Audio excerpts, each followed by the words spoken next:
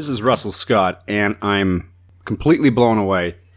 I have just seen what I consider to be one of the greatest episodes of Star Trek ever done. And that's not hyperbole. I've seen them all. I've seen all the original series. I've seen all the TNGs. I'm sorry, Deep Space Nine, Voyager, I've seen some here and there. Enterprise. I've seen all the movies. And I most identify, and have always most identified, with the original series. It has a certain blend of space drama, the old school science fiction in the style of Isaac Asimov or Ray Bradbury, some elements of Lost in Space, Twilight Zone. These aspects are completely lost in the J.J. Abrams versions. The new versions, the Christopher Pine movies, are essentially garbage. It's not Star Trek. Anyway, when I think of great episodes, I think of The City on the Edge of Forever. Edith Keeler Must Die. Huge moment, epic. I think of Mirror, Mirror and Evil Spock. I think of the brilliant episode Balance of Terror. Space Seed. Requiem for Methuselah. Guilty Pleasure. Spectre of the Gun. But Episode 9 of Star Trek Continues, What Ships Are For, is as good as anything ever done on the original series. If I'm to look for something, I could say the acting of a particular Mr. Sulu was not up to snuff. Maybe some drawn-out drama scenes, but it's nitpicking, believe me. This storyline is genius. I dare say it's a masterpiece. And I don't want to give too much away because you just need to see the episode. And if you haven't seen episodes 1 through 8 yet and you don't know what I'm talking about, check out my interview with Vic Mignogna.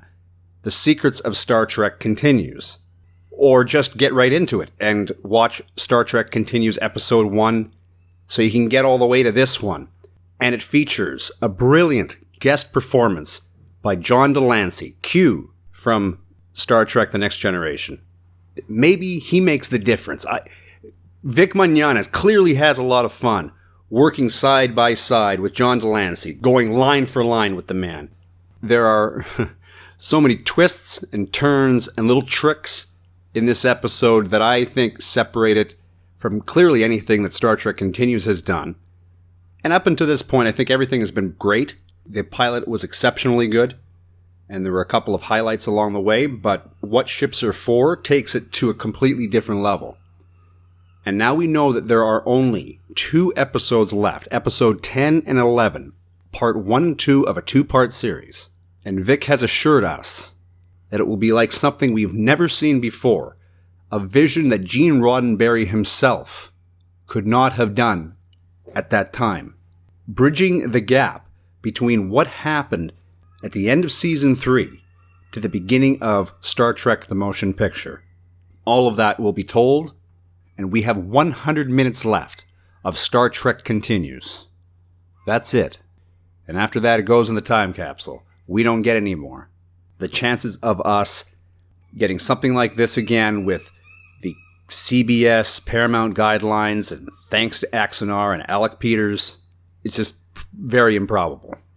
What we got here with John Delancey and Vic Mignogna and the whole cast and everybody involved in the writing was a complete masterpiece.